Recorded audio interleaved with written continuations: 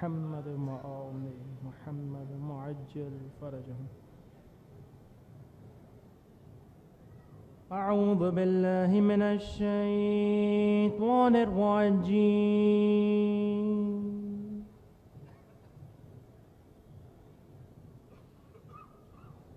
بسم الله الرحمن الرحيم.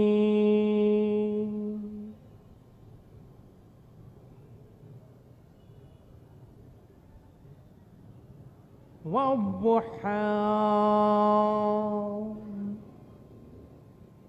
والليل إذا سجى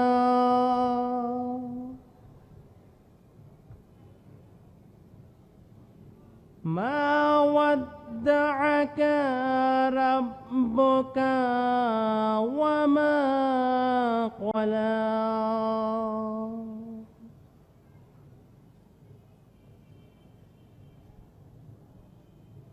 وللآخرة خير لك من الأولى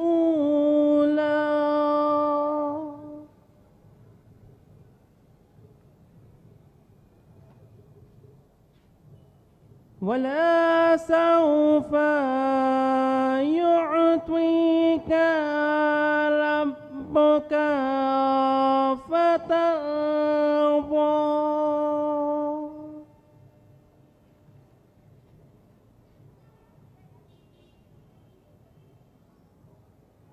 ألم يجدك يتيما فآوى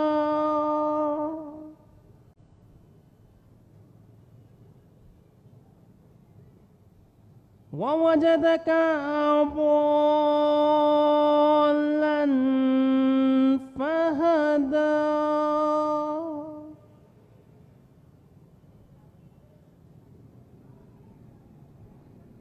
ووجدك عائلا فأغنى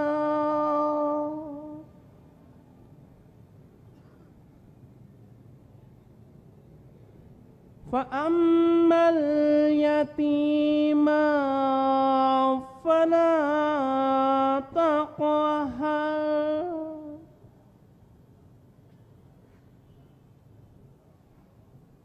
وأما السائل فلا تنهر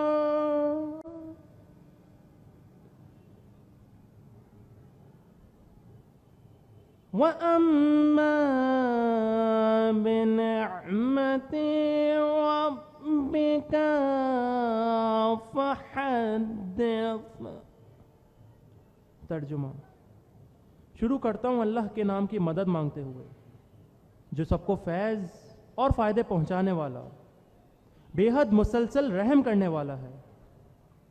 قسم ہے چمکتے اور دھوپ چڑھتے وقت کی، اور قسم ہے رات کی جبکہ اس کا سکون اور سناٹا پوری طرح چھا جائے. آپ صلی اللہ علیہ وآلہ وسلم کے پالنے والے مالک نے آپ کو نہ تو چھوڑ دیا ہے اور نہ وہ آپ سے ناراض ہوا ہے. حقیقت یہ ہے کہ آپ کے لیے آپ کا بعد میں آنے والا زمانہ پہلے والے زمانے سے کہیں بہتر ہے، یا بلا شبہ آپ کا انجام آپ کے آغاز سے کہیں بہتر ہے. اور بہت جلد آپ کا پالنے والا مالک آپ کو اتنا کچھ عطا کرے گا کہ آپ خوش اور راضی ہو جائیں گے. کیا اس نے آپ کو یتیم نہیں پایا تو ابو طالب کے پاس پناہ کی جگہ دی، اور آپ کو کھویا ہوا پایا تو آپ کی رہنمائی کی، یعنی آپ کو ہدایت کے کام کے شروع کرنے کا طریقہ کار معلوم نہ تھا، اس کو بتایا. اور آپ کو غریب بے مال پایا تو آپ کو ختیجہ کے ذریعے مالدار کر دیا. لہذا اس کا شکرانہ یہ ہے کہ کسی یتیم پر سختی نہ کیجیے، اور جو سوال کرنے والا ہو اس کو جھڑکیے نہیں. اور اپنے پالنے والے مالک کی نعمت کو بیان کر کر کے ظاہر کرتے رہیے. صدق اللہ العلی العظیم. اور محمد واول محمد صلی اللہ علیہ وسلم. اور پہ زینب نے کہا عباس عباس، چھن گئی سر سے ردا کوئی باقی نہ رہا، عباس تیرے جانے کے بعد.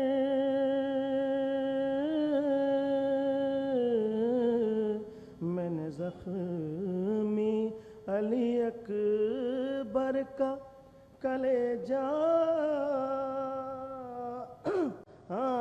دیکھا،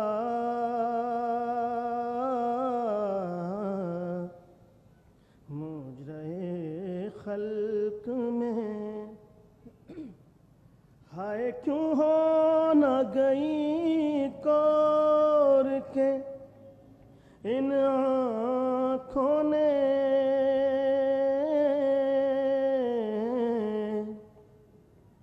ہائے کیوں ہو نہ گئی کور کے ان آنکھوں نے، قید خانے میں سکینہ کا جنازہ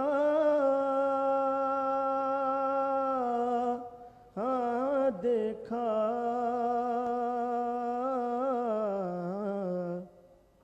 مجرے خلق میں ان آنکھوں نے کیا کیا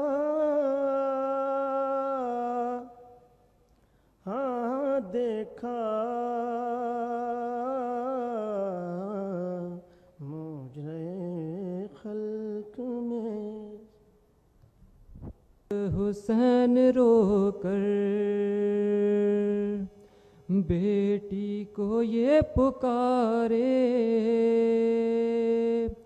سو جا سو جا میری سکینہ،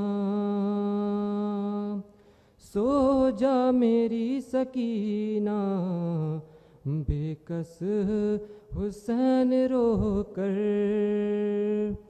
بیٹی کو یہ پکارے، سو جا سو جا میری سکینہ، سو جا میری سکینہ. امت کو بخشوانے میں جا رہا ہوں بیٹی، اب صبر کی حدوں کو دکھلا رہا ہوں بیٹی، خالق کے آ رہے ہیں اب مجھے اشارے، سو جا سو جا میری سکینہ، سو جا میری سکینہ. اب آدھ شب کو بیٹی ماں سے لپٹ کے سونا، واپس جو میں نہ آؤں بے تاب تم نہ ہونا، اماں اٹھائیں گی اب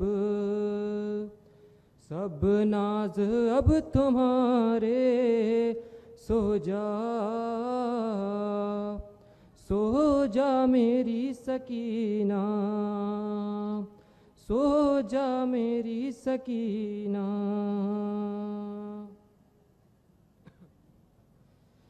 تم یاد جب کرو گی میں آؤں گا سکینہ، کہتے ہیں پیار کس کو بتلاؤں گا سکینہ، پیاری ہیں آپ ہم کو، ہم آپ کو ہیں پیارے، سو جا میری سکینہ، سو جا میری سکینہ۔ دکھ سہ نہ پائی بچی، دو جگ ستائی بچی، ایک روز ایسا سوئی، پھر اٹھ نہ پائی بچی، اس روز آ کے سرور زندان میں پکارے، سو جا میری سکینہ۔ زینب نے جو ہی دیکھی جو میت سکینہ،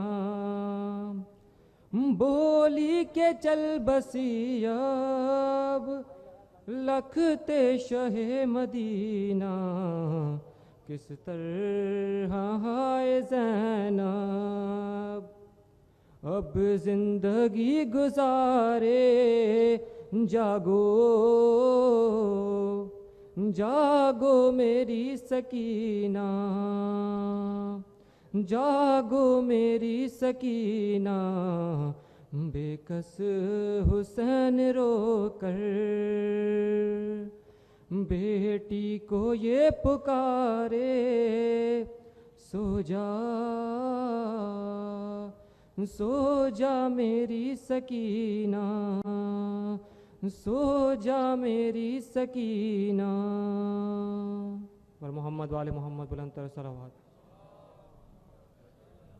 حسین کے ہیں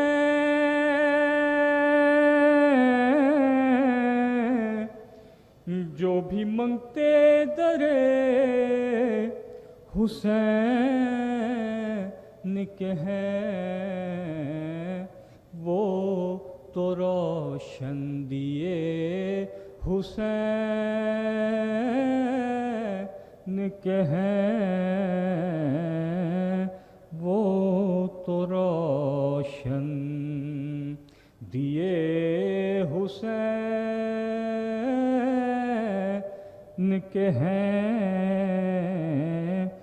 جو بھی منگتے، اور ہم موالی یہ ہے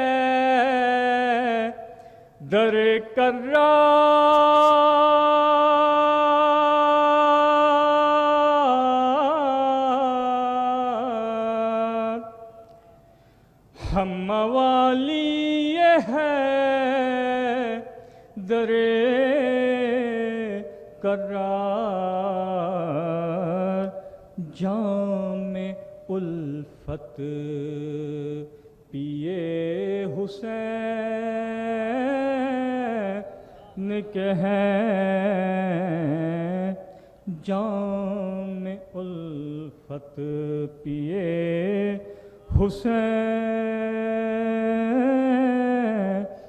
کے ہیں جو بھی منگتے در حسین کے ہیں۔ اور شعر دیکھیے گا، ذکر تیرا ہے آج بھی گھر گھر،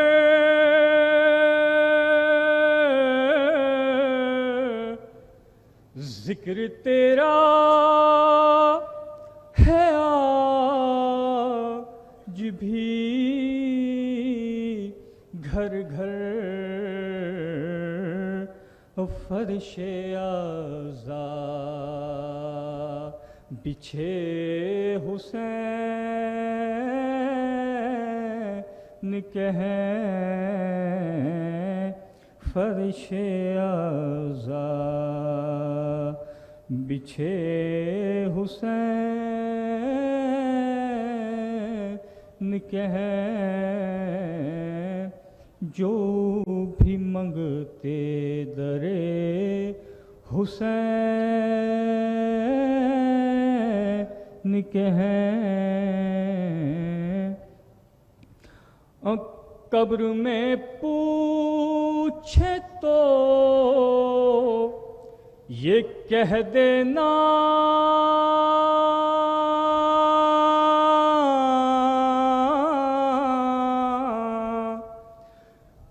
قبر میں پوچھے تو یہ کہہ دینا۔ زینب نے کہا اس کو وفا کا تھا بہت پاس، جب ذبح ہوئے بھائی تو زندہ نہ تھے عباس، بن ہاتھوں کے تھا غیرت الیاس کا لاشا،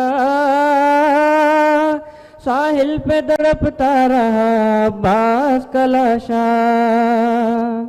یہ سن کے کیا شکر مگر پھر بھی تھا احساس، اب تک یہ کمر پوچھتی ہے مادر عباس۔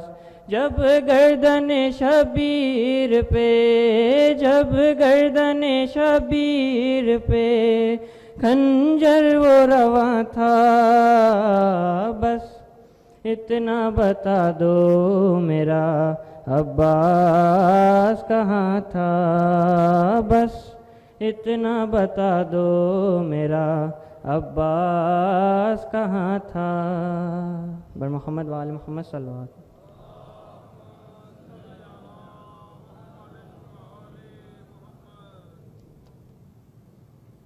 چاہے ایک بار اسے دشت بریداں میں اٹھا لو، عباس عباس سکینہ کو تماچوں سے بچا لو،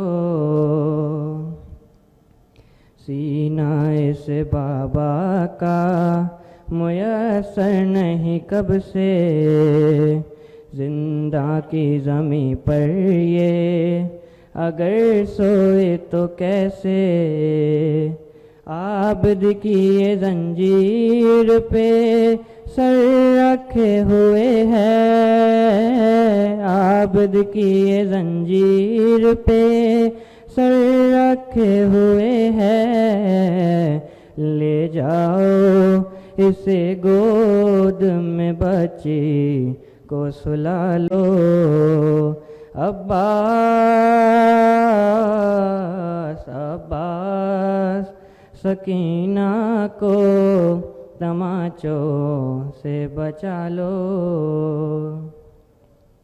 زندہ میں ذرا چین نہیں پاتی ہے بچی، دکھ حد سے گزرتا ہے تو چلاتی ہے بچی، جب شمر ہے بڑھتا تو لرز جاتی ہے بچی، جب شمر ہے بڑھتا تو لرز جاتی ہے بچی، امداد کرو بھائی یتیمہ کی دعا لو، عباس عباس سکینہ کو تماچوں سے بچا لو، سر پر میرے چادر نہیں کچھ آس نہیں ہے، معلوم ہے زندہ میرا عباس نہیں ہے، کہتی ہے سکینہ کہ مجھے پیاس نہیں ہے، کہتی ہے سکینہ کہ مجھے پیاس نہیں ہے، میں کس سے مدد مانگو سکینہ کو سنبھالو، عباس بر محمد وآل محمد صلی اللہ علیہ وسلم۔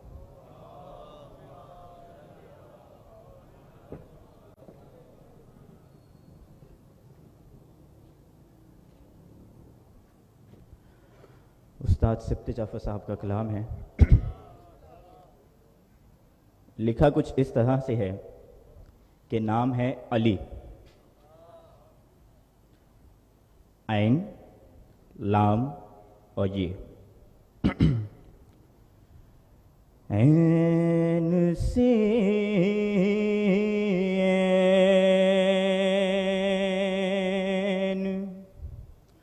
عبادت کا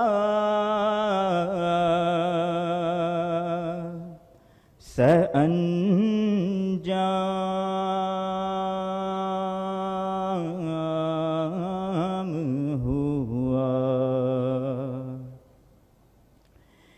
عین سے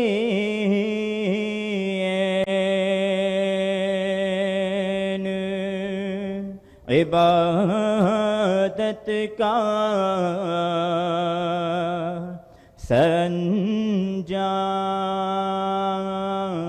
سرانجام ہوا. لام وہ لام کہ جس لام سے اسلام ہوا. آخر یہ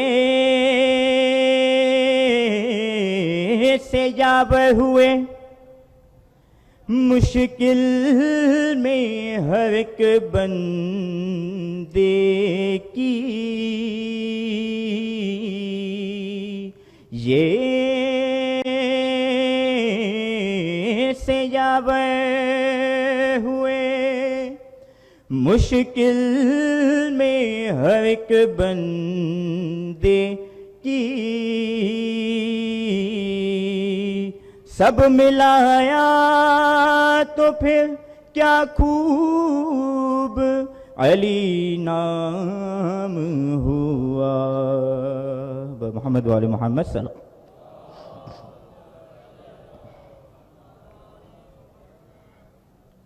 بار دیگر صلوات.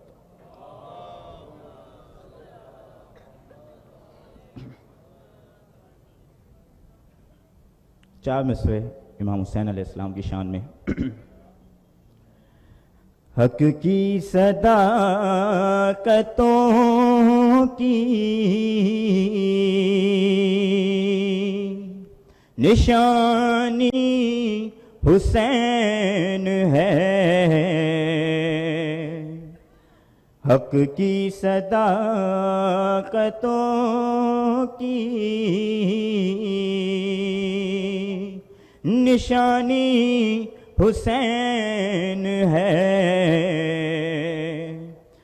دنیا میں انقلاب کا بانی حسین ہے. دنیا میں انقلاب کا بانی حسین ہے. دشمن کو جس نے اپنے دشمن کو جس نے اپنے لہو سے شکست دی وہ مرد حق وہ ثانیے وہ مرد حق وہ ثانیے حیدر حسین ہے.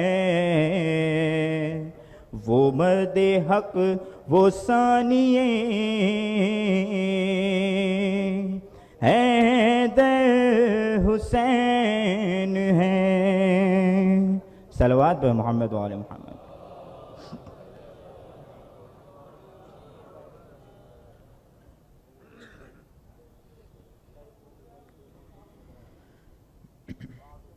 مومنوں پہ کسو پہ یار ہے مظلوم حسین مومنوں پہ کسو بے یار ہے مظلوم حسین ہے کیسی آفت میں گرفتار ہے مظلوم حسین کہ دل شکستہ جگر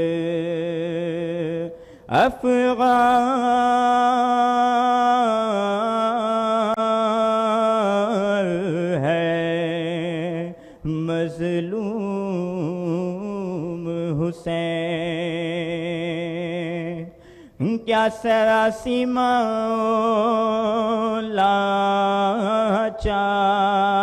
چار ہے مظلوم حسین تیر کاری ہے لگے زخموں پہ شمشیروں کے نیزوں کے زخموں میں پیدست ہے پھل تیروں کے مومنوں پہ کسو بے یار ہے مظلوم حسین کیا کریمی ہے کہ غصہ نہیں آتا ہے ذرا ارے کیا رحیمی ہے کہ سر کرتے ہیں امت پر فدا کیا تحمل ہے کہ ہر زخم پہ ہے شکر خدا کہ کیا شجاعت ہے کہ لاکھوں میں کھڑا ہے تنہا اے تیر بھی نیزے بھی سینے پہ لیے جاتے ہیں اور دعا نانا کی امت کو دیے جاتے ہیں یوں تو یہاں ایک سے ایک ظلم ہوا شہر پسوا 300 میں مگر ضبط کا پارا نہ رہا ایک جوان اس کا بھتیجا تھا حسن کا بیٹا ہر شب کو وہ دولہا بنا صبح ہو شہیدوں میں ملا اس کے مرنے کی خبر بیویوں نے جب پائی تھی ماں دلہن کو لیے سر ننگے نکل آئی تھی. ہے دوسرا غم ہے یہ ایک بھائی تھا اس کا صفدر، جب سے وہ مر گیا سیدھی نہیں ہوتی ہے کمر. اب بھی روتا ہے اسے ہائے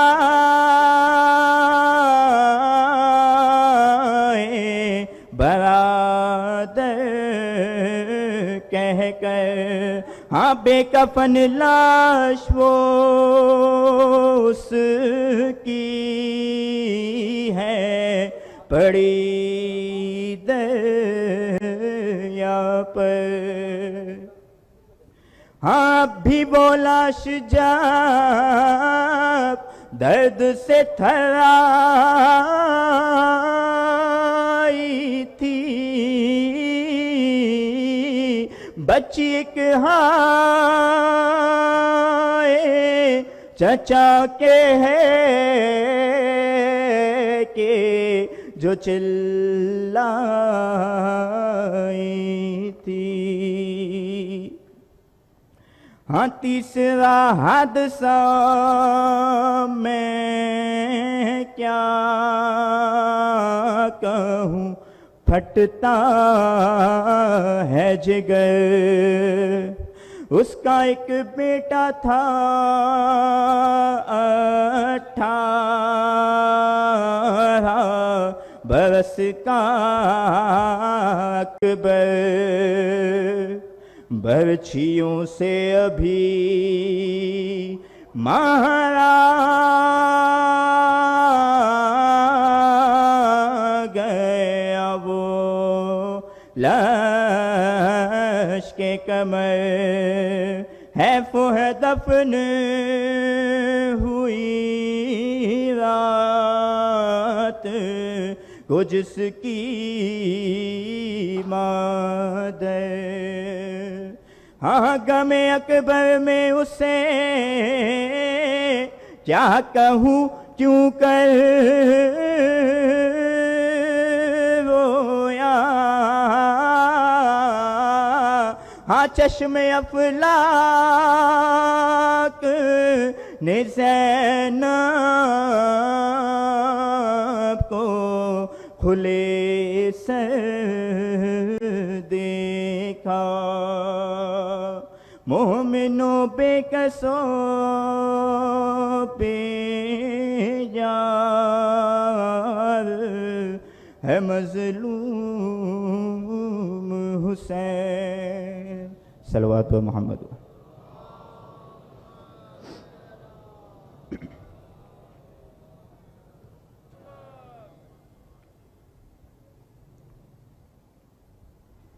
صلوات و محمد و آل محمد.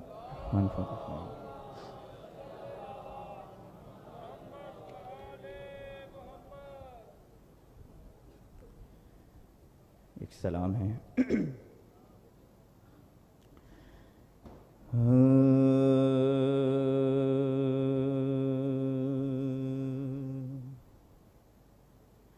قبر اصغر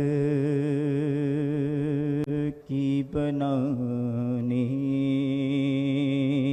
میں بہت دیر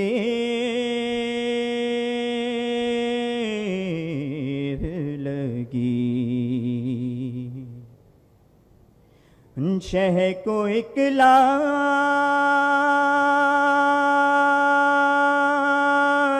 چھپانے میں بہت دیر لگی. ہے کب اصغر کی. صلوات محمد و آل محمد.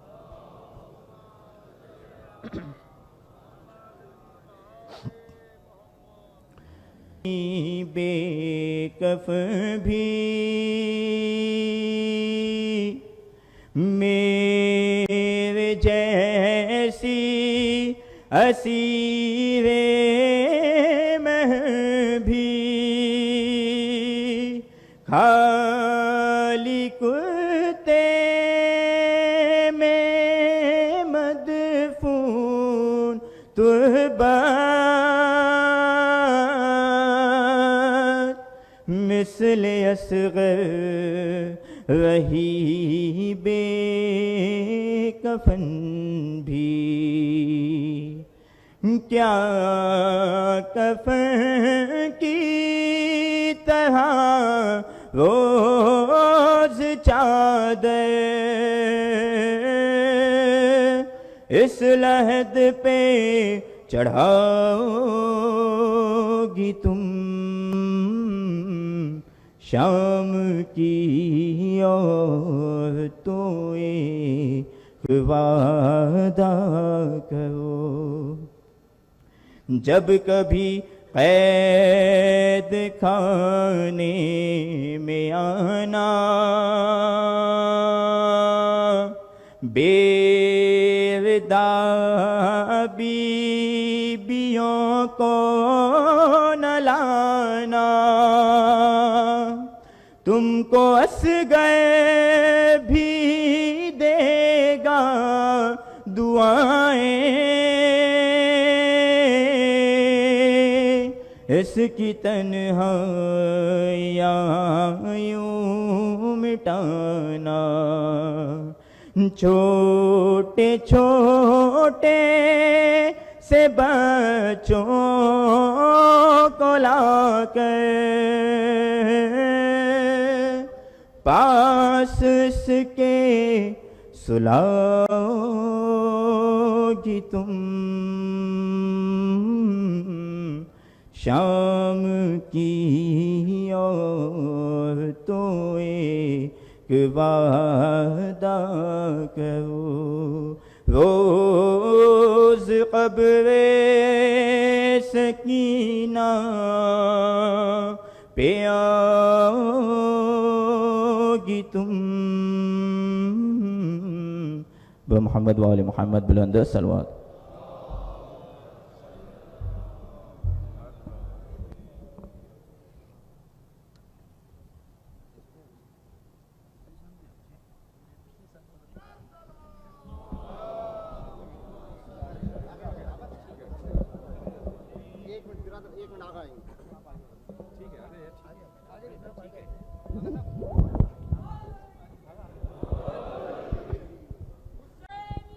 فاتحہ بسم اللہ الرحمن الرحیم الحمد للہ رب العالمین الرحمن الرحیم مالک یوم الدین ایاک نعبد و ایاک نستعین اهدنا الصراط المستقیم صراط الذین انعمت علیہم غیر المغضوب علیہم ولا الضالین اللهم صل علی محمد وعلی محمد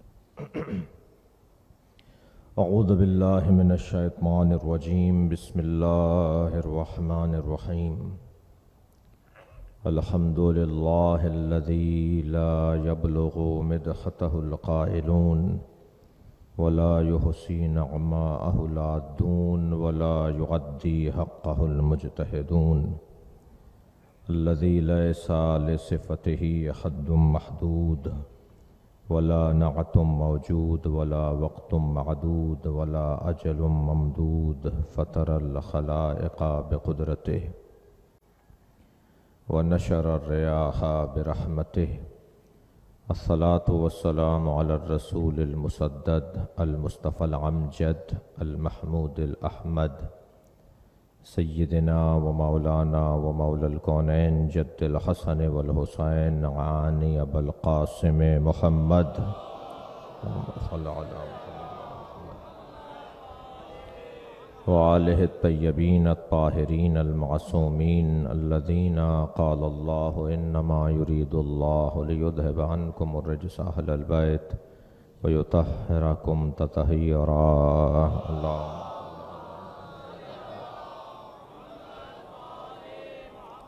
ولعنة الله على أعدائهم أجمعين من يوم عداوتهم إلى قيام يوم الدين. أما بعد، فقد قال الحكيم في قرآن الكريم: بسم الله الرحمن الرحيم.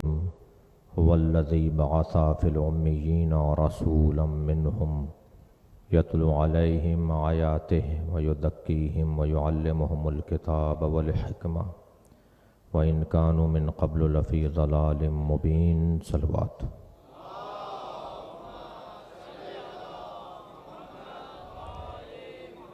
سورہ مبارکہ جمعہ کی دوسری آیت. پروردگار عالم اپنے اس کلام میں عظمت پیغمبر کا ایک باب روشن کر رہا ہے. اللہ کا کام ہے ہدایت عطا کرنا. ان علینا للہدی. اللہ ہمارا خالق بھی ہے، ہمارا رب بھی ہے، اور جو خالق ہوگا وہی اچھا رب بھی ہوگا، اس لیے کہ خالق سے زیادہ کوئی اور پرورش کر نہیں سکتا. جتنی محبت خالق کو اپنی مخلوق سے ہوتی ہے، اتنا کوئی اور کسی اور کو نہیں چاہتا.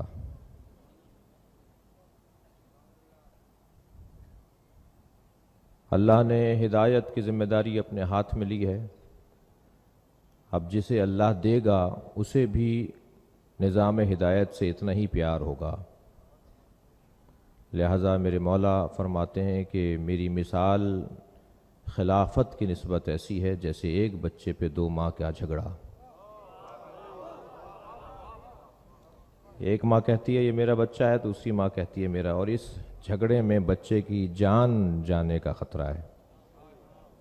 تو حقیقی ماں یہ کہہ کر ہاتھ اٹھا لیتی ہے کہ یہ کسی کی گود میں بھی رہے مگر زندہ رہے. ہو جائے. نظام ہدایت کا ذمہ دار ہدایت کی راہ میں رکھنا نہیں چاہتا. وہ چاہتا ہے کہ نظام برقرار رہے، سسٹم ٹوٹنے نہ پائے، نظام میں خلل نہ آنے پائے. شاید میرے مولا سے پہلے جو 3 دور گزرے اس میں اور جس شخص میں میرے مولا کے ساتھ تناؤ رہا، جنگ صفین رہی، اس میں ایک موٹا سا فرق یہی ہے. ہمیں بھی تاریخ کے واقعات کو بڑی دقت سے دیکھنے کی ضرورت ہے. وہ جو 3 دور مولا سے پہلے گزرے اس میں اور شام کے حاکم میں فرق ہے. ان 3 دوروں میں، ان 3 زمانوں میں سسٹم بہرحال برقرار رہا. توجہ کر رہے ہیں آپ حضرات؟ ابن عباس کہنے لگے مولا چند دن کے لیے اسے مہلت دے دیجئے، جب آپ کی حکومت مضبوط ہو جائے تو آپ ہٹا دیجئے گا. حضرت نے فرمایا میں ایک لمحے کے لیے بھی ظالم کو اپنے ساتھ شریک نہیں کر سکتا. ظاہر داری، ظواہر، ان تمام مسائل کی طرف میں اس وقت نہیں چاہتا کہ اس بحث کو لے کے جایا جائے. اتنا ضرور ہے کہ نظام ہدایت اللہ کے ہاتھ میں ہے، اور اللہ اس نظام ہدایت کو جس کے ہاتھ میں دے گا وہ کیونکہ اللہ نے اسے ہدایت کی ذمہ داری دی ہوگی، دی ہے، لہٰذا وہ اس نظام سے اتنا ہی مخلص اور سچا ہے. وہ کسی طرح خلل نہیں آنے دینا چاہتا، رکاوٹیں نہیں آنے دینا چاہتا. درگزر کرتا ہے، نظر انداز کرتا ہے، بخش دیتا ہے. خالق کو اپنی مخلوق سے جتنا پیار ہے اتنا کسی اور کو پیار نہیں ہو سکتا. دنیا کے دانشور سر جوڑ کر بیٹھ جائیں تو ایک ماں کی محبت کا پیمانہ طے نہیں کر سکتے کہ ایک ماں اپنے بچے سے کتنا پیار کرتی ہے. اللہ کہتا ہے میں اپنی مخلوق سے 70 ماؤں سے زیادہ پیار کرتا ہوں. ہماری بربادی، ہماری تباہی، ہمارا نقصان، ہمارا خسارہ ذات کبریا کو عزیز نہیں ہے. والعصر، قسم زمانے کی، ان الانسان لفی خسر، انسان خسارے میں ہے. اللہ کو پسند نہیں ہے یہ. اللہ چاہتا ہے ہمیں بچائے. اس بچاؤ کے لیے اس نے 2 طرح کے ہادی ہمیں عطا کیے ہیں. ایک ہادی باطنی، عقل، اور ایک ہادی ظاہری، نبی، رسول اور امام۔ جس کا اندر والا ہادی کام نہیں کرتا، اس کا باہر والا ہادی بھی اسے فائدہ نہیں پہنچاتا۔ اب مجھے جملہ کہنے دیجئے کہ اگر محمد اور علی کو ماننا ہے تو پہلے صاحب عقل ہونا پڑے گا۔ سلمان بھیجا رہا محمد و آل محمد۔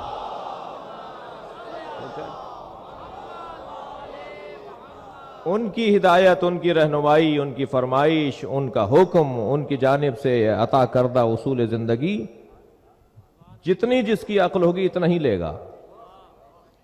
تو عقل کو پختہ کرنے کا بھی بہرحال طریقہ ہے، ذریعہ ہے، وسائل ہیں۔ ایسا نہیں ہے کہ عقل جیسی پیدائش کے وقت میں تھی ایسی آخر تک رہے۔ عقل کو پالش ہوتی ہے، عقل بہتر ہو جاتی ہے۔ علماء علم کلام نے عقل کے درجے کیے ہیں، عقل حیولانی، عقل بالفعل، عقل بالملکہ، عقل بالمستفاد۔ توجہ ہے نا اپنا ساتھ؟ عقل سب کی برابر نہیں ہے۔ وہ جو بچہ دنیا میں آتا ہے اس کی عقل ہوتی ہے، اس کی عقل حیولانی ہوتی ہے، عقل حیولانی ہوتی ہے۔ ایک عقل کا ایک ظرف ہے، ایک عقل حیولانی۔ پھر تھوڑا سا آگے بڑھتا ہے تو عقل بالفعل، پھر عقل بالملکہ، پھر عقل بالمستفاد۔ البتہ عقل بالمستفاد کے لیے کہا گیا ہے کہ وہ نبیوں کے اور ائمہ کی عقل ہوتی ہے۔ جی، جو کہہ دیں تو وہی اصول عقل بن جائے، جو کر دیں تو وہی عقل کا قانون قرار پائے، ان کی زندگی عقل کے پیمانوں کے لیے قرار پائے۔ بہرحال عقل کو بھی بہتر کرنے کی ضرورت ہے، اور عقل بہتر ہوتی ہے صاحبان عقل سے دوستی کرنے کے بعد۔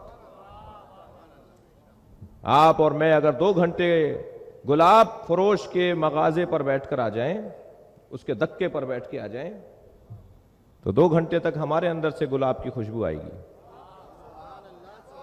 بھائی کسی نے 70 سال ہو گیا مجلس سنتے ہوئے، کسی کو 80 سال ہو گئے مجلس سنتے ہوئے، حسین کی خوشبو نہیں آنی چاہیے؟ امام حسین کے کردار کی خوشبو، امام حسین کی تعلیمات کی خوشبو، زندگی میں بہتری، معاملات کی بہتری، یہ طبعی مسئلہ ہے، یہ طبعی مسئلہ ہے۔ اس کے لیے بہت زیادہ دقت کی ضرورت نہیں ہے۔ حسین نے قربانی دے کر ایک ایسا سسٹم بنا دیا، ایک ایسا نظام بنا دیا، خود بخود لوگ جمع ہوں گے۔ امام حسین کے نام پہ خود بخود مجمع لگتا ہے۔ یہ کہ ایسی شمع ہے جس کے گرد پروانے آئیں گے، اور اس شمع کو پروردگار عالم نے جلایا ہے، یہ جلتی رہے گی۔ یہ نور الہی ہے، بجھنے والا نہیں ہے۔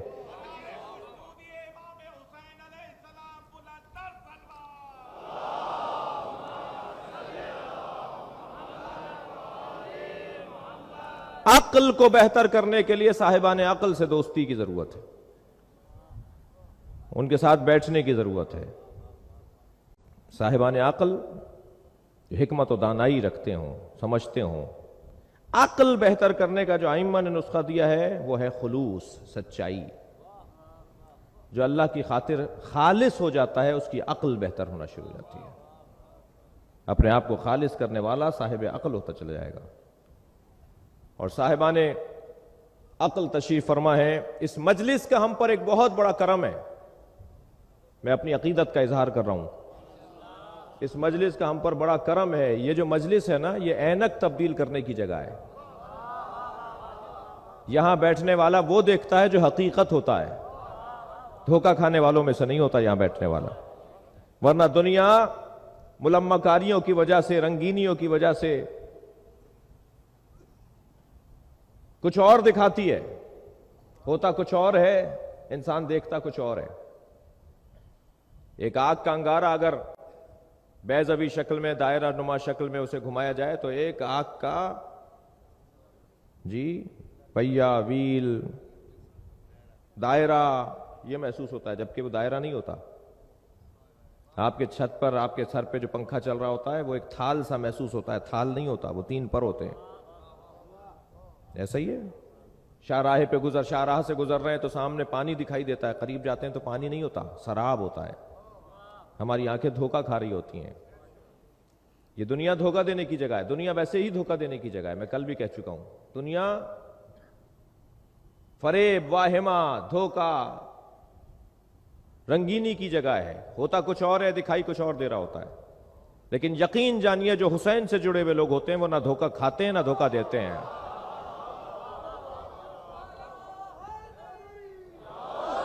اس فرش عزا پر اینک تبدیل کی جاتی ہے، دید بدلی جاتی ہے، عقل بڑھائی جاتی ہے۔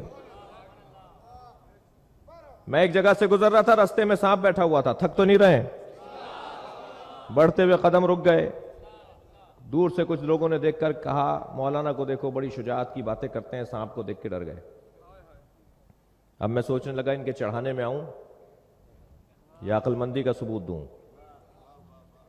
جی لوگ چڑھا کر پھر ایک مرتبہ غائب ہو جاتے ہیں۔ تو ابھی میں سوچ رہا تھا کہ ایک بچہ میرے برابر میں آیا، کہنے لگا مولانا یہ پلاسٹک کا ہے۔ جیسے ہی ہم نے سنا یہ سانپ پلاسٹک کا ہے، ہم نے اس پہ پیر رکھا، گزر گئے۔ جب حقائق روشن ہو جاتے ہیں تو اقدامات بھی بدل جاتے ہیں۔ مجھے کر رہے ہیں حضرات؟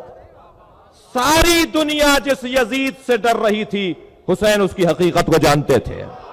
صلوات پڑھیں محمد و آل محمد۔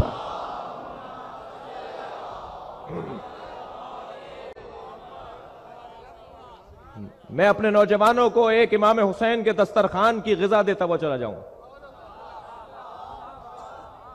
امام حسین کے دسترخوان کی ایک غذا یہ ہے کہ جو کردار کا جتنا کمزور ہوگا اتنا ہی بزدل ہوگا۔ خبردار کمزور کردار والوں سے ڈرنا مت۔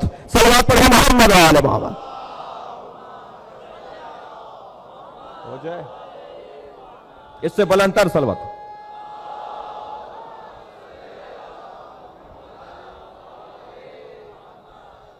توجہ کر رہے ہیں آپ حضرات؟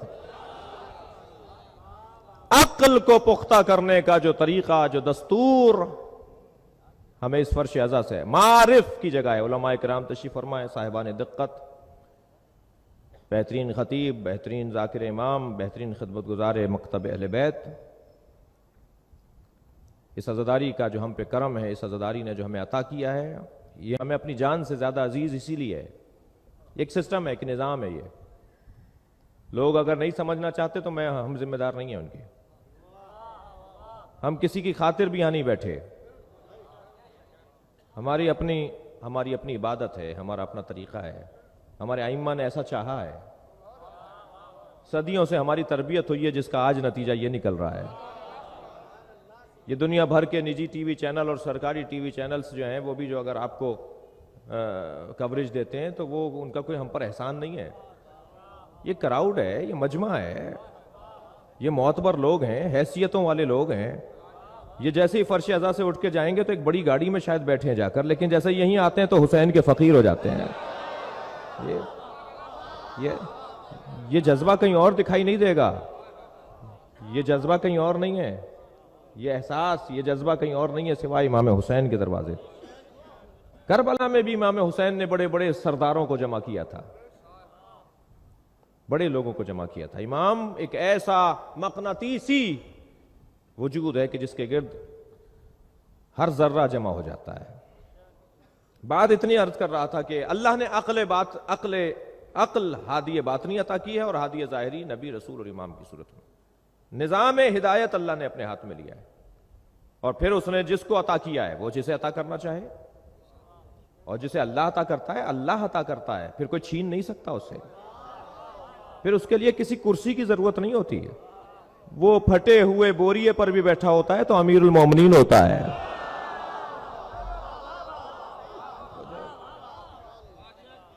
ایک بہت بڑا نام ہے ملا صدرہ کے بعد فلسفیوں میں اور صاحبان دقت میں اور علماء میں، طبیبوں میں، ابن سینا کا، شیخ الرئیس جی۔ ابن سینا ملا صدرہ کے بعد بہت بڑا نام ہے۔ ان کی علمی کارنامے، سینکڑوں کتابیں علمی، ان کی کوششیں۔ ان کا ایک شاگرد جس کا نام ابو عبیدہ لکھا ہے، وہ ان کے کمالات کو دیکھ کر کہتا ہے کہ استاد اگر آپ نے دعوی نبوت کر لیا تو سب سے پہلے آپ کا کلمہ میں پڑھوں گا۔ آپ جیسی لوگ نبی ہوتے ہیں۔ یہ اس کا استاد کو اکسانا، استاد کو بولنا۔ تاریخ میں بہت بڑی تعداد میں لوگ خراب ہوئے ہیں اپنے شاگردوں کی وجہ سے۔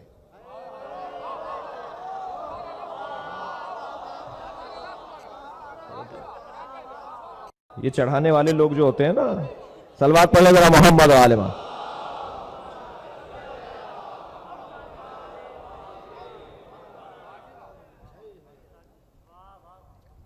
اس وقت یہ اس نے رائٹ یہاں سے ہٹائی ہے تو میں آپ کی زیارت بڑی اچھی کر رہا ہوں، اگر یہ روشنی بند ہو جائے تو میں مومنین کی زیارت اچھی طرح کر سکوں گا۔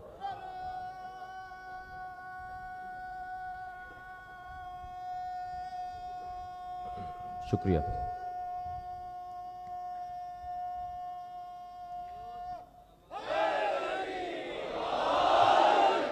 توجہ کر رہے ہیں آپ حضرات؟ ابو عبیدہ کہتا ہے کہ استاد آپ اتنے بڑے عالم ہیں، اتنے بڑے محقق ہیں، اتنے بڑے طبیب ہیں کہ اگر آپ نے دعوی نبوت کر لیا تو میں سب سے پہلے آپ کا کلمہ پڑھوں گا۔ اب ابن سینا ہے کہ ایک مرتبہ بار بار ٹال رہے ہیں، اس کی بات کو جواب نہیں دے رہے۔ دن ایسے آ گئے کہ شدید سردی پڑنے لگی،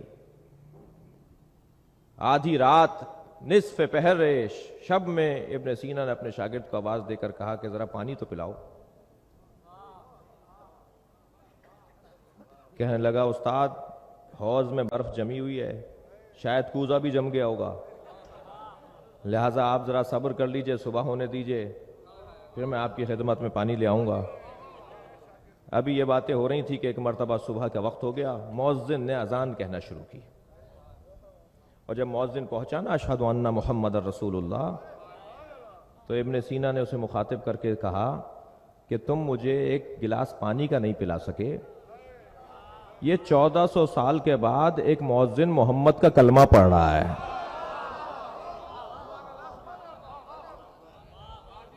توجہ ہے نا حضرات؟ اور تم کہہ رہے ہو کہ میں دعوی نبوت کروں تو تم میرا کلمہ پڑھو گے؟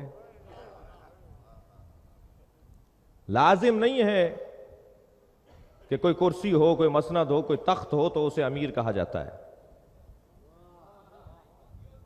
حضرت نے فرمایا، ابن سینا فرماتے ہیں اتنی مدت گزرنے کے بعد آج لوگوں کے دلوں میں ان کی محبت ہے، جو حکومت کا صحیح عنوان ہے۔ قاچاریوں کے زمانے میں، قاچاری بادشاہ جو رہے ہیں ایران میں، ان کے زمانے میں ایک عالم دین لمبا سفر کر کے گئے قاچاری بادشاہ کے پاس عہد نامہ مالک اشتر کو لے کر کہ آپ ذرا اس کو پڑھ لیجئے اور اس پر عمل کر لیجئے، اچھے حاکم بن جائیں گے۔ میں یہ عرض کر رہا ہوں کہ جسے اللہ ملک دیتا ہے، جسے اللہ نظام ہدایت سونپتا ہے، جسے اللہ ذمہ داریاں سونپتا ہے، وہ کسی کرسی، کسی مسند، کسی شہرت، کسی عنوان مادی کا محتاج نہیں ہوتا۔ جی اب یہ لے کر گئے کہ صاحب یہ پڑھ لیجئے تاکہ آپ کی حکومت اچھی چلے، بہت دیر تک بٹھائے رکھا، بڑا انتظار انہوں نے اٹھایا، جب جانے لگے کہا بیٹھ جاؤ تھوڑی دیر اور۔ آہستہ آہستہ دربار سے لوگ جاتے رہے، یہاں تک کہ خاص نوکر بھی چلے گئے، کہا سب چلے گئے، اب یہ عالم رہ گئے اور یہ قاچاری بادشاہ رہ گیا۔ کہنے لگے، یہ بادشاہ کہنے لگا اس عالم سے کہ یہ آپ عہد نامہ میرے لیے کیوں لے کر آئے ہیں؟ کہتے ہیں کہ اس لیے لے کر آئے ہوں کہ آپ اسے پڑھ لیں تو اچھی حکومت کر سکیں۔ مولا نے مالک اشتر کو اچھا حاکم کیسا ہونا چاہیے، اچھے حاکم کے اصول کیا ہونے چاہیے، وہ مولا نے لکھ کے دیا، یہ پڑھ لیجئے تاکہ آپ اچھے حاکم بن سکیں۔ تو کہنے لگے کہ اچھے حاکم کو کیسا ہونا چاہیے یہ علی نے لکھا ہے، تو علی کی حکومت تو کامیاب نہیں تھی، علی کی اپنی حکومت تو کامیاب نہیں تھی۔ تو کہنے لگے یہی جملہ کہنے کے لیے مجھے روکا تھا، مجھے جو آپ نے کئی گھنٹے بٹھا لیا یہی جملہ کہنے کے لیے؟ کہا یہی جملہ کہنے کے لیے۔ کہا سب کے سامنے کیوں نہیں کہا؟ کہنے لگا اگر سب کے سامنے کہتا تو لوگ مجھے مارتے۔ کہا وہ جو تمہارے نوکر ہیں وہ بھی تمہیں مارتے؟ کہنے لگا میرے نوکر بھی مجھے مارتے۔ وہ عالم دین کہنے لگا یہی تو دلیل ہے کہ علی کی حکومت کامیاب ہے۔ صلوات پڑھیں ذرا محمد و آل محمد۔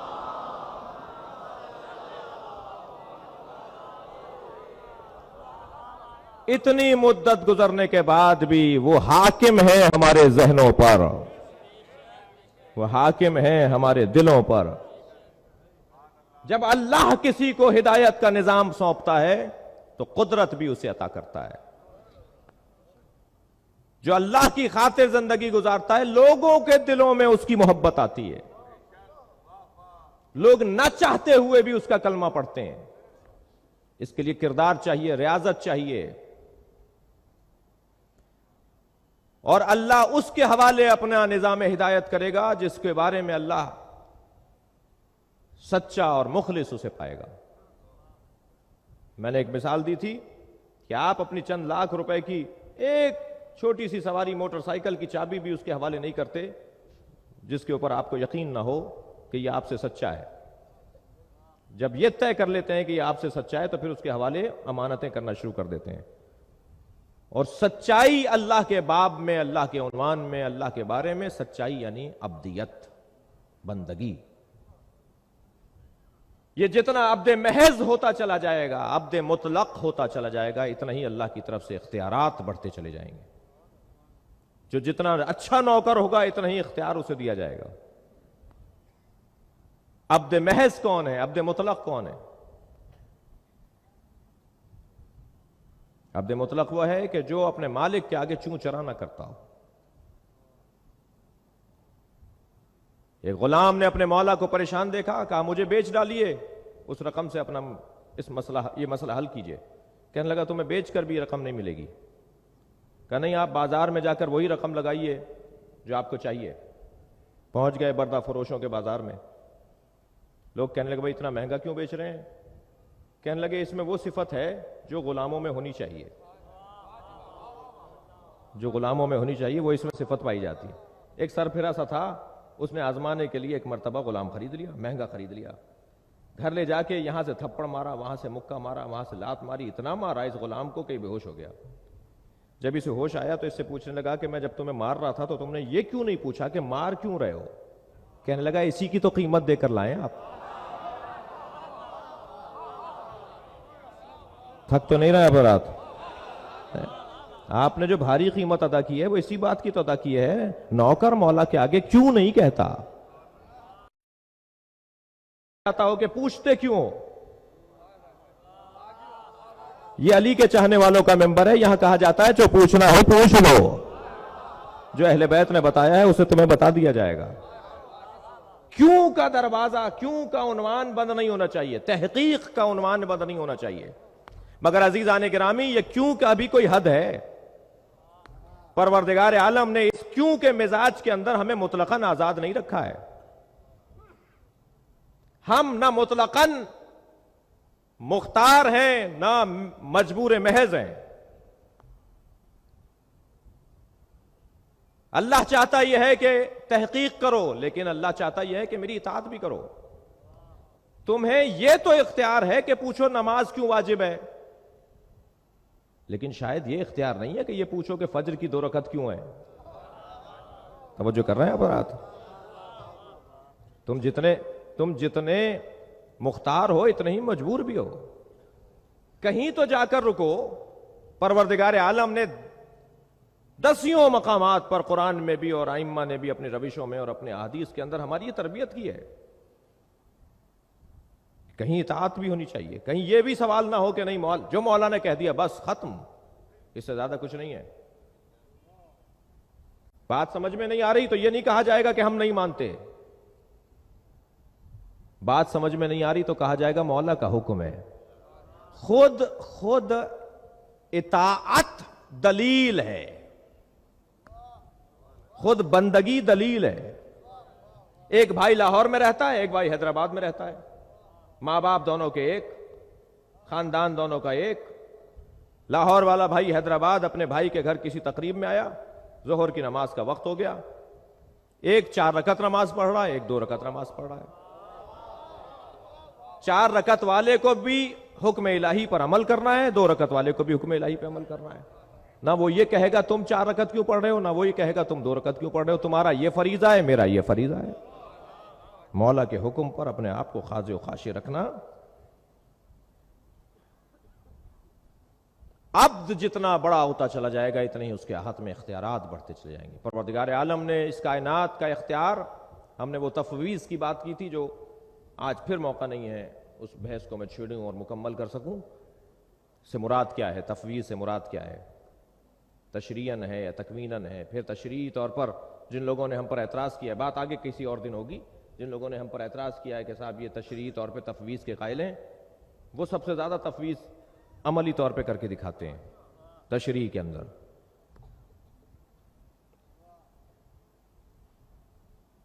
پیغمبر نے ایک مرتبہ اللہ اکبر کہا، امام حسین نے بھی ایک اللہ اکبر کہا۔ پیغمبر چاہ رہے تھے کہ اور اچھے انداز سے کہیں۔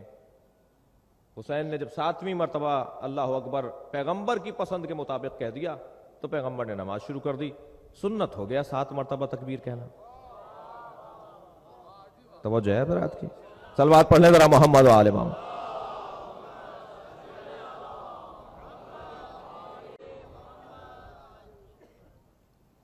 جتنا ابدیت بڑھتی جائے گی اتنا ہی تفویض، اتنا ہی اختیارات بڑھتے چلے جائیں گے۔ عنوان بندگی کے اندر یہ طے کرنے کی بھی ضرورت ہے کہ کیا صرف نماز پڑھنا بندگی ہے؟ کچھ عبادتیں ذات کبریہ نے طے کر کے بتا دی، نماز، روزہ، حج، زکوٰۃ، خمس، جہاد، امر بالمعروف، نہی عن المنکر، تولی تبرع، یہ طے شدہ عبادتیں کچھ ہماری صلاحیتوں پر بھی چھوڑی ہیں۔ تم خود طے کرو تمہیں کرنا کیا ہے۔ عزیزان گرامی، سمجھدار بندہ وہ ہے جو اللہ کی مرضی کو تلاش کرے۔ ہر جگہ جانا اچھا نہیں ہے، ہر بات بولنا صحیح نہیں ہے۔ ہمارے کاموں میں یا ہمارا کام حرام ہے، اللہ کی ناراضگی اگر شدید ہے تو حرام ہے، اللہ کی ناراضگی اگر شدت میں کم ہے یعنی ضعف رکھتی ہے تو وہ مکروہ ہے، اللہ کی رضایت شدید ہے تو واجب ہے، اللہ کی رضایت ضعیف ہے، اللہ کی رضایت کے اندر وہ شدت نہیں ہے تو بھی یہ مستحب ہے۔ سمجھدار انسان مباح کام انجام نہیں دیتا۔ توجہ ہے برات کی؟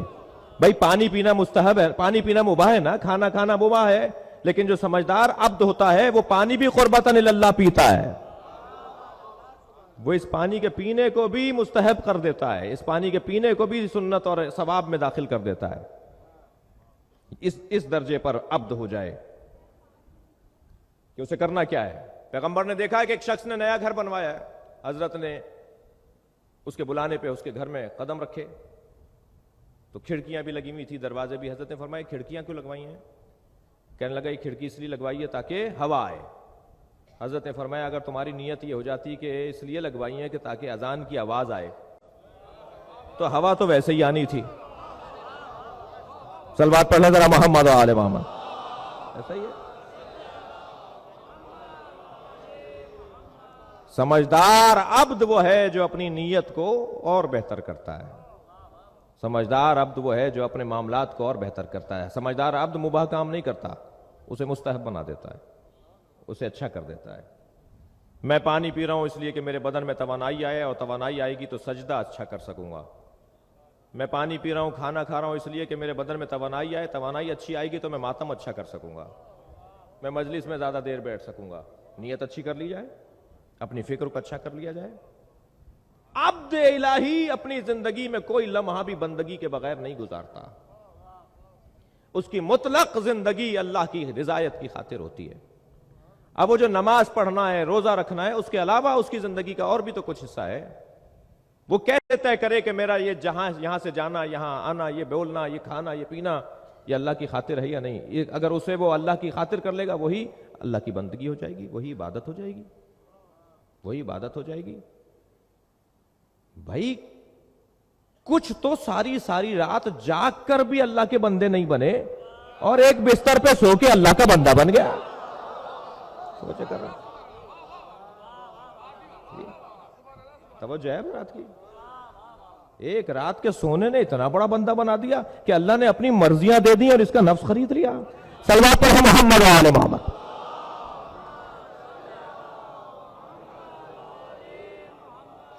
سونا بھی عبادت ہو سکتی ہے، ہمیشہ جاگنا عبادت نہیں ہے۔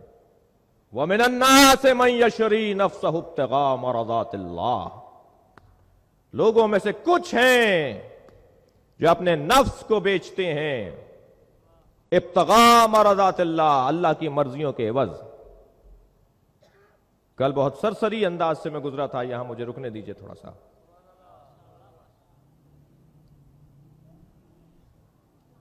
یہ واقعہ ہجرت کا واقعہ ہے، یہ شب ہجرت مولا نبی کے بستر پر مولا علی کا سونا ہے، اور مسلمانوں کا بڑا گہرا تعلق ہے سن ہجری سے ہمارے معاملات ہجرت کی تاریخوں سے چلتے ہیں. ہماری زندگی پیغمبر کے سفر سے ہے. یعنی اگر پیغمبر کے سفر کو نسبت ہو جائے کسی تاریخ سے تو ہمارے سارے معاملات اس تاریخ پر چلتے ہیں. معلوم یہ ہوا کہ دنیا نسبتوں کی دنیا ہے. بغیر نسبتوں کے جینے والے لوگ کامیاب لوگ نہیں ہیں. فرمایا علی تم میرے بستر پہ سو جاؤ گے. حضرت نے فرمایا آپ کی جان بچے گی تو میرے لیے یہ سب سے بڑا اعزاز. اور سو گئے اور اس انداز سے سوئے کہ فرماتے ہیں مجھے کبھی ایسی نیند نہیں آئی جیسی اس دن نیند آئی. اعصاب پر قابو رکھنے والے کو علی کہتے ہیں. غصے میں آ جانے والا, طیش میں آ جانے والا حیدری نہیں ہوتا. دیکھتا ہے کہ اسے کرنا کیا ہے. ہر جگہ تلوار چلانا شجاعت نہیں ہے, کہیں درگزر کرنا بھی شجاعت ہے. اور شاعر دو مصروں میں کیا خوب کہتا ہے, کبھی خیبر ہے ہاتھوں پر کبھی رسی گلے میں ہے. کبھی خیبر ہے ہاتھوں پر کبھی رسی گلے میں ہے. جہاں جیسی ضرورت ہے وہاں ویسی شجاعت ہے. صلوات پڑھیں محمد و آل محمد پر.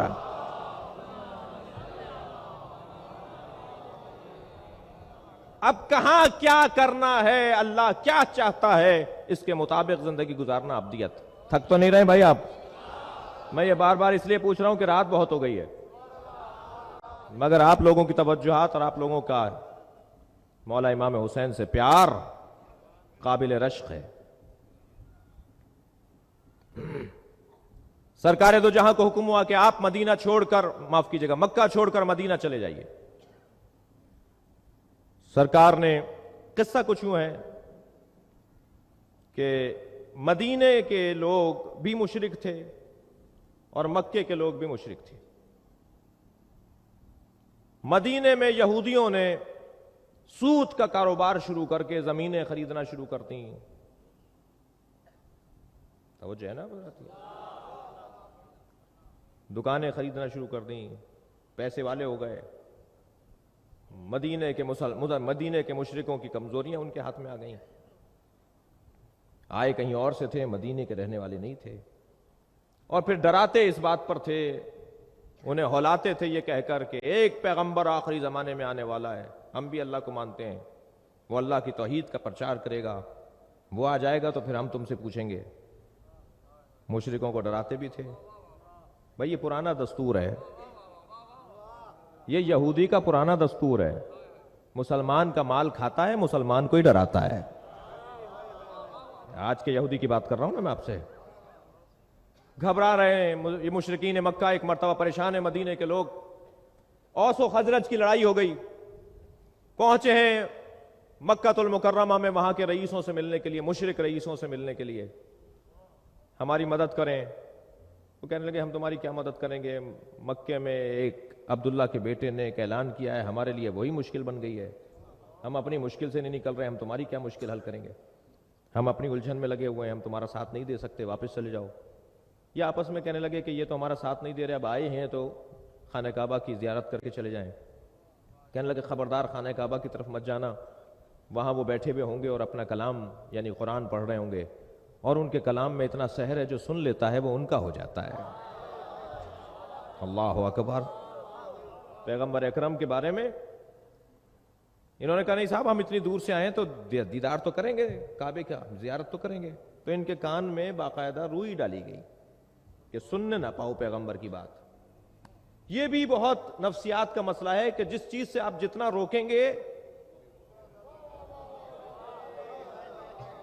اتنا ہی اس کی طرف رغبت بڑھے گی. میں عزاداری کے دشمنوں سے بھی مخاطب ہوں. خبردار مجلسوں میں آنے سے اپنے بچوں کو مت روکو, اس لیے کہ تحقیق کا مزاج اللہ نے رکھا ہے. اور بھائی ہم تو چھپ کر بات ہی نہیں کرتے, ہم تو روڈ پر بیٹھ کے بات کرتے ہیں. سنو سمجھو مانو. اب یہ زمانہ وہ رہا نہیں ہے. آج تو زمین بہت چھوٹی پڑ گئی ہے. ابھی میرے جملے, آپ کی باتیں, ہمارا یہ اجتماع ایک لمحے میں دنیا میں پھیل جائے گا. ایسا ہی ہے. اب تو کسی بات کو چھپایا نہیں جا سکتا. کراچی میں باب العلم میں ایک لڑکا میرے پاس آیا, کہنے لگا مجھے شیعہ کر دیجئے, مجھے کلمہ پڑھا دیجئے. میں نے کہا بھائی کیوں؟ مجھے بھرتی تو کرنی نہیں ہے, مجھے مجمع تو لگانا نہیں ہے, پتہ نہیں تم کس چکر میں آئے ہو. اب میں وہ چکر جو چل رہے ہیں اس وقت وہ ممبر سے تو بیان نہیں کر سکتا, جن چکروں میں بہت سارے لوگ آ رہے ہوتے ہیں. میں نے کہا بھائی میں تو یہ 4 کتابیں آپ کو دوں گا, ان کو پڑھ کر آ جائیے 1 ہفتے بعد. اگر آپ نے انہیں پڑھ لیا ہوگا اور سمجھ لیا ہوگا تو آپ سے کلمہ سن لوں گا, اور چاہو گے تو لکھ کے بھی دے دوں گا کہ اس نے مکتب اہل بیت کو انتخاب کر لیا ہے. کہنے لگا مولانا یہ ساری باتیں گزر چکی ہیں, میرا نام یزید ہے. مجھے تعجب ہوا, بھائی تمہارا نام یزید کیسے؟ کہنے لگے میرے ابا نے یزید نام رکھا اور یہی سبب بنا کہ میں مکتب اہل بیت کو پڑھوں, اور میں نے اپنے نام کی وجہ سے جب آپ کی کتابوں کو پڑھا تو مجھے لگا کہ میرے باپ غلط ہیں, میرا خاندان غلط ہے, آپ لوگ سچے ہیں. تو یا تو یزید نام ملے گا نہیں, اور اگر ملے گا تو وہ بھی پلٹ کر یہیں لوٹ آئے گا. تحقیق کا دور ہے. کہنے لگے خبردار اس کی بات کو مت سننا, اگر اس کی بات کو تم نے سن لیا تو اثر ہونے لگے گا, بڑا سحر انگیز اس کا کلام ہوتا ہے. کان میں روئی ڈال کر انہیں بھیج دیا گیا. اب وہ خانہ کعبہ کا طواف کرتے ہوئے کسی مشرک سے پوچھ لیا یہاں عبداللہ کا بیٹا کہاں ہے؟ کہنے لگے وہ جو بیٹھے ہوئے ہیں وہ حضرت عبداللہ کے بیٹے ہیں. قریب جا کر بیٹھ گئے, حضرت کچھ کلام پڑھ رہے تھے. وہ جذبہ کنجکاوی, جی وہ جو ایک جذبہ ہوتا ہے تحقیق کا, ایک نے کان سے روئی نکالی تو دوسرے کو کہا بھائی سن تو لو, ایسا کلام آج تک ہم نے سنا نہیں ہے. اور ایک مرتبہ دونوں مسلمان ہو گئے, پیغمبر کے ہاتھ پہ کلمہ پڑھ لیا. پیغمبر نے فرمایا تم دونوں میرے پہلے مبلغ ہو جو مدینے میں جا کے اللہ کی توحید پہنچاؤ گے. انہوں نے جا کے تبلیغ کی ہے, پھر 7 آدمی آئے ہیں, پھر 70 آدمی آئے ہیں, یہاں تک کہ مدینہ منورہ کا ماحول بن گیا. اور ادھر حضرت ابو طالب اور حضرت خدیجہ کی رحلت ہو گئی. سرکار دو جہاں کے بہترین ساتھی چلے گئے, بہترین حمایت کرنے والے چلے گئے. عام الحزن میں مبتلا ہیں, حزن کی کیفیت میں ہیں. مدینہ منورہ سے لوگ آتے ہیں کہ آپ مدینہ آ جائیے. حضرت عباس جو حضرت کے چچا ہیں, سرکار کے چچا ہیں, انہوں نے بہت ساری چیزوں کا سوال کیا. اس کے بعد آمادہ ہوئے کہ ٹھیک ہے ہجرت کرتے ہیں. 10 صحابہ پیغمبر بھیجتے رہے, اب تم 10 چلے جاؤ, اب تم 10 چلے جاؤ. اور جب تمام صحابہ کرام کو پیغمبر اکرم نے مکے سے مدینہ روانہ کر دیا تو پھر پیغمبر اکرم خود جانا چاہتے ہیں.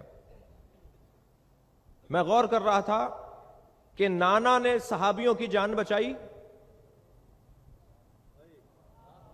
نواسے کے دور میں صحابیوں نے کہا کربلا میں پہلے ہم قربانی دیں گے. لہذا امام حسین کے صحابیوں نے کربلا میں پہلے قربانی دی ہے. پھر پیغمبر اکرم نے جانے کا ارادہ فرمایا. اب مولا سے فرمایا, مولا سو گئے, تھکے تو نہیں ہیں آپ حضرات؟ مولا بستر پہ سو گئے اور پیغمبر اکرم سے حکم ہوا ہے کہ آپ انہی کے درمیان سے نکل کر چلے جائیں. توجہ چاہوں گا بھائی, جن سے بچ رہے ہیں, جن کی خاطر, جن کی وجہ سے جا رہے ہیں, مولا علی کو بستر پہ سلا کر جا رہے ہیں, فرمایا انہی کے درمیان سے نکل کر چلے جائیں, آپ کو یہ دیکھ نہیں پائیں گے. بھائی جملہ محسوس کیجئے گا, غیبت چند لمحوں کی ہو یا 1000 برس کی ہو. صلوات پڑھیں محمد و آل محمد پر. ہو جائے انہی کے درمیان سے نکل کر سرکار دو جہاں گئے ہیں. ادھر ان کے بڑوں نے کہا بھائی خبردار, ایک قبیلے کے لوگ نہیں مارے ہیں, اس لیے کہ بنی ہاشم نے بدلہ لیا تو وہ قبیلہ مٹ جائے گا. مختلف قبیلوں کے لوگوں کو لو اور جا کر حملہ کر دو پیغمبر کے اوپر, عبداللہ کے بیٹے پر. اب یہ کودے پھاندے دیواریں لے کر ایک مرتبہ اندر آئے. مولا کائنات ایک مرتبہ بہترین نیند لے رہے ہیں. میں نے جملہ کہا تھا نا, اعصاب پر قابو رکھنا. بھئی سونا جاگنا اختیاری نہیں ہے, لیکن جو اپنے اعصاب پہ اتنا قابو رکھتا ہو کہ جب چاہے سو جائے, جس کے مزاج میں سونا نہ ہو وہ جب چاہے سو جائے. اب مولا سو رہے ہیں, پیغمبر اکرم وہاں سے روانہ ہوئے اور غار میں جا کر بیٹھے. اب یہ لوگ پہنچے, مولا کائنات کے بدن مبارک سے جب چادر ہٹائی ہے تو دیکھا کہ علی ہیں. میں اب آپ سے سوال کر رہا ہوں, بتائیے اس بستر پر علی تھے یا نبی؟ بستر پر علی ہیں, اللہ ظاہر کر رہا ہے کہ نبی ہے. تھک کر نہیں سنیں گے اس منزل بیان پر. بستر پر علی سو رہے ہیں, اللہ اہتمام کر رہا ہے کہ نبی سو رہے ہیں. غار میں نبی ہیں, مکڑی نے جالا تن لیا, کبوتری نے انڈے دے دیے, بستر پر علی ہیں، اللہ اہتمام کر رہا ہے کہ نبی ہیں، غار میں نبی ہیں، اللہ اہتمام کر رہا ہے کہ نبی نہیں ہے۔ اللہ تقیہ کرے تو جائز، ہم اطاعت الہی میں تقیہ کرے تو ناجائز۔ سب پر محمد و آل محمد۔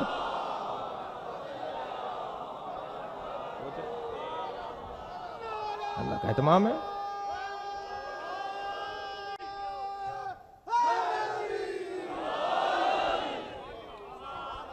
مولا علی سے کہنے لگے کہاں چلا گیا تمہارا بھائی؟ حضرت نے فرمایا تم نے میرے حوالے کیا تھا۔ اللہ اکبر، اس شان بان کے ساتھ فواتم کو لے کر میرے مولا چلے ہیں، فواتم کو لے کر، فاطماؤں کو لے کر۔ اس گھر میں 3 سے زیادہ فاطمہ نام کی بیویاں ہیں، پیغمبر اکرم نے ان کے مولا کے حوالے کی تھی، ان بیویوں کو لے کر مدینے پہنچو، اور مولا وہاں سے مدینے کے لیے روانہ ہو رہے ہیں۔ تو یہ ہجرت جو در حقیقت ایک تاریخ اسلام کا ایک حسین باب ہے، جملہ آپ کی سماعتوں کے حوالے کر رہا ہوں، ہجرت بر بنائے خطرہ جان نہیں تھا۔ پیغمبر کی ہجرت خطرہ جان کی وجہ سے نہیں تھی، خطرہ جان ہجرت کی وجہ سے تھا۔ بھائی اگر پیغمبر اکرم کی جان لینا انہیں مطلب ہوتا، پیغمبر سے ذاتی انہیں کوئی مسئلہ ہوتا تو کہتے اچھا ہے جا رہا ہے، یہ پیچھا کیوں کر رہے ہیں، یہ مارنا کیوں چاہ رہے ہیں، جانے دینا بھائی، 10 کر کے چلے گا، یہ بھی چلے جائے، اچھا ہے تمہاری مشکل آسان ہو گئی۔ مگر وہ جانتے ہیں کہ یہ تحریک اب شروع ہوئی ہے، اور یہ اب عالمی تحریک بنے گی، یہ جو ایسے جا رہے ہیں ایسے آئیں گے نہیں۔ اللہ اکبر، یہ جا رہے ہیں ایسے آئیں گے، یہ فتح کرنے کے لیے۔ اور عزیزان گرامی، ہر ہجرت کے بعد ایک کامیابی ہے، مگر یہ ذہن میں رہے کہ ان مفاہیم کو سیاسی نہیں ہونا چاہیے، یہ قرآنی اور یہ احادیثی مفاہیم ہے۔ میں جملہ کہہ چکا ہوں، پھر تکرار کر رہا ہوں کہ جہاں مہاجر محترم ہے وہاں انصار بھی محترم ہے۔ بہت ہو گئی پاکستان میں اور بالخصوص سندھ کے اندر شرارتیں، ہمیں شیر و شکر ہو کر رہنا ہے۔ یہ سیاسی دنیا کے لوگوں کے اپنے مقاصد ہیں، حسینیوں کا ایک ہی مقصد ہے، محمد و آل محمد۔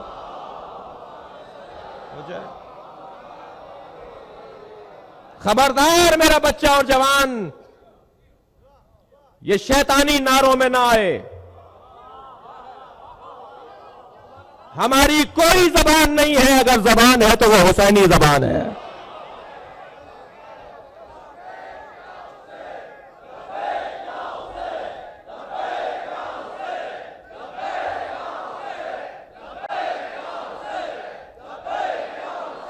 مل کر صلوات پڑھیں گے بآواز بلند تر۔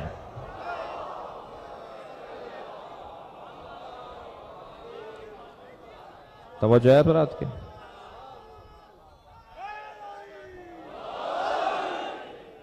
خبردار سازشوں کا حصہ مت بنیے گا،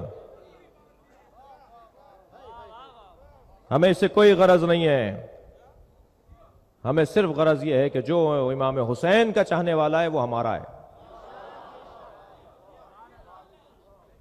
ابھی ماہ مبارک رمضان میں ایک نجی ٹی وی چینل کے اوپر شرکت رہی، وہاں پر ایک ہمارے دوست وہ جمشید صاحب،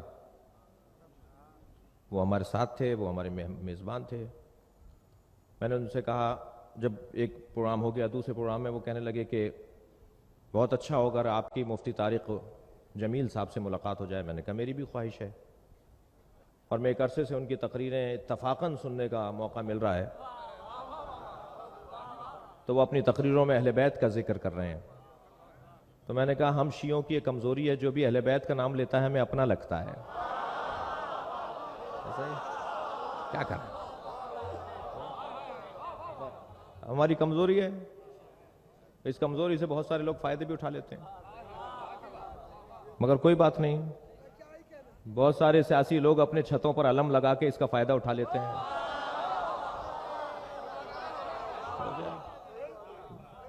مگر کوئی بات نہیں، ہم تو اس نام سے پیار کرتے ہیں، ہمیں اچھا لگتا ہے، ہمیں اپنا لگتا ہے۔ تو بہرحال کچھ باتیں ہوئیں جو یہاں کرنے کی نہیں ہے۔ صلوات پڑھیں ذرا محمد و آل محمد۔ اس سے بلند تر صلوات۔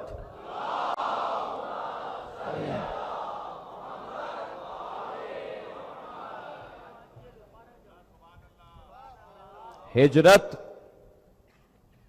ایک مقصد کی خاطر، اگر جملہ ذرا بہتر کر لوں کہ ہجرت خطرہ جان کی وجہ سے نہیں تھی، اگر خطرہ جان کی وجہ سے ہجرت ہو تو پھر میدان جہاد سے ہجرت کرنے والوں کو بھی کوئی عنوان دینا چاہیے۔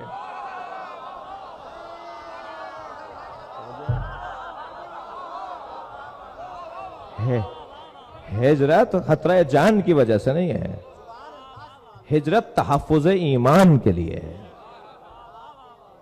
تحفظ اسلام کے لیے۔ اور جب بستر پیغمبر پر ایک نفس بیچنے والا اپنا نفس بیچ دیتا ہے تو عبدالحق دہلوی کہتے ہیں کہ وہ سجدہ شکر جو علی نے ادا کیا وہ اللہ کو اتنا اچھا لگا کہ اسے شریعت کا حصہ بنا دیا۔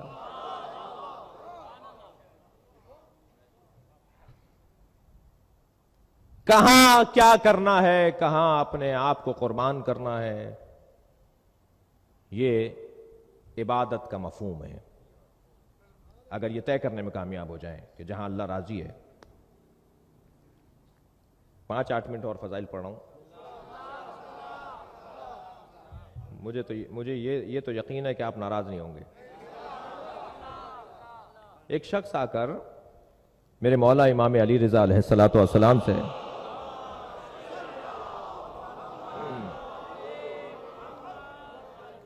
کہتا ہے مولا ظالم کے خلاف قیام کرنا واجب ہے یا نہیں؟ اچھا لہجہ بتا رہا ہے کہ اسی خیمے کا تھا۔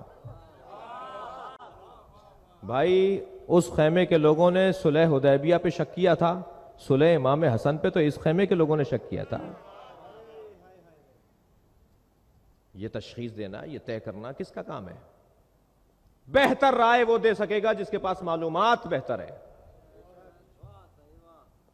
کہنے لگا ظالم کے خلاف قیام کرنا واجب ہے؟ حضرت نے فرمایا ہاں واجب ہے۔ کہتا ہے پھر آپ کا قیام کیوں نہیں کرتے؟ حضرت نے فرمایا نماز ظہر واجب ہے؟ کہنے لگا ہاں نماز ظہر واجب ہے۔ حضرت نے فرمایا پڑھ لو۔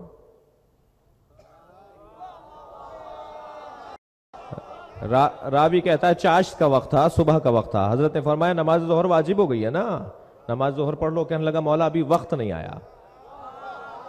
حضرت نے فرمایا یہی تمہارا جواب ہے۔ ظالم کے خلاف مسلحانہ جہاد اور مسلحانہ جد و جہد کرنے کے لیے ابھی وقت نہیں آیا۔ شاید ہر سال، بس آخری جملہ کہہ کے مصائب پڑھو، شاید ہر سال ہم مجلسوں میں اور جلوسوں میں شریک ہی اس لیے ہوتے ہیں کہ ہم اپنے مولا سے کہتے ہیں مولا آمادہ ہے، جب وقت آئے گا تو آپ کے ساتھ تیار ہے۔ اپنے غصے کو اپنے سینے میں اتنا بھر لو ظالموں کے خلاف، ظالموں کے خلاف اپنے سینے میں غصہ اتنا جمع کر لو کہ جب ظالموں کے خلاف عالمی پکار اٹھے اور زمین کو عدل و انصاف سے پر کرنے کا علم بلند کیا جائے تو اس وقت ہم یہ کہنے والوں میں سے نہ ہو کہ ہم نہیں آ سکتے، فلاں مسئلہ ہے۔ ہم تو تیار ہیں، ہر سال آ کر عہد کرتے ہیں۔ مولا امام حسین نے جو کربلا میں آواز دی تھی، کوئی ہے جو میری مدد کرے؟ یہ مجمع، یہ چاہنے والے، یہ رونے والے، یہ علم اٹھانے والے، یہ ماتم کرنے والے اسی امام حسین کی پکار پر ہی تو جمع ہے۔ اب حسین میں اور مہدی میں فرق نہیں ہے، دونوں امام ہیں۔ بلکہ اگر حسین کی نگاہوں سے پوچھا جائے تو امام مہدی کے لیے فرماتے ہیں، جب سوال کرنے والے نے سوال کیا مولا کیا امام مہدی کی ولادت ہو گئی؟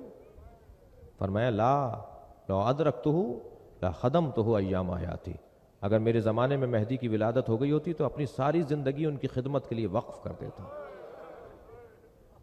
میں نے ایک عارف سے سنا، رو رہے ہیں نا آپ، میں نے ایک عارف سے سنا کہ جب امام حسین گھوڑے سے گرے تو آپ نے یا مہدی کہہ کے پکارا.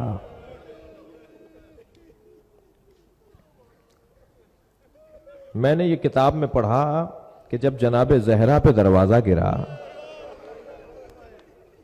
تو بی بی نے یا مہدی ادرکنے، اے میرے لال مہدی میری مدد کرو.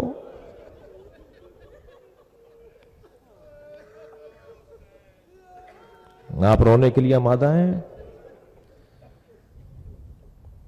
2 محرم کو حسین کربلا میں وارد ہوئے، 4 محرم کو شمر کا لشکر آیا، نہر کے کنارے سے خیمے ہٹا دیے گئے، 7 محرم کو لشکر بڑھ گئے، جناب زینب امام حسین کے سامنے آ کے کھڑی ہو گئی. بھائی حسین تمہارا کوئی مددگار نہیں آئے گا؟ یہاں لشکر پہ لشکر آ رہے ہیں. فرمایا بہن میں نے اپنے دوست حبیب ابن مظاہر کو خط لکھا ہے، وہ میری مدد کرنے ضرور آئے گا. اجرکم علی اللہ، خدا کسی غم میں نہ رلائے، خدا کسی غم میں نہ رلائے سوائے غم اہل بیت میں، ہمیں رونے اور رلانے والوں میں قرار دے. روایت کہتی ہے نبی مکرم مدینے کی گلی سے گزر رہے ہیں، کچھ بچے کھیل رہے ہیں، حضرت نے ایک بچے کو پیار کیا. ایک صحابی نے پوچھ لیا یا رسول اللہ کس کا بچہ ہے؟ فرمایا مجھے اس سے غرض نہیں ہے، مجھے تو اس سے غرض ہے یہ میرے حسین سے پیار کرتا ہے. راویوں کا کہنا ہے کہ شاید وہ حبیب تھے یا زہیر تھے. دروازے پہ دستک ہوئی، حبیب اپنی زوجہ کے ساتھ کھانا تناول کر رہے ہیں. پوچھا کون ہے دروازے پر؟ آواز آئی حسین کا قاصد. بس یہ جملہ سننا تھا، سب کچھ چھوڑ کر کھڑے ہو گئے. دروازے پر گئے، خط لیا، آنکھوں سے لگایا، اپنے غلام کو آواز دے کر کہا میرے مولا کا قاصد ہے، اسے ٹھہراؤ، اس کو آرام کے لیے بستر دو. خط پڑھنے لگے تو خط میں لکھا ہوا تھا بسم اللہ الرحمن الرحیم من الحسین ابن علی الی رجل فقی حبیب ابن مظاہر. حسین ابن علی کی طرف سے خط ہے، رجل فقی حبیب ابن مظاہر کے نام، السلام علیکم. حبیب تمہیں نبی سے ہماری نسبت کا تو علم ہے.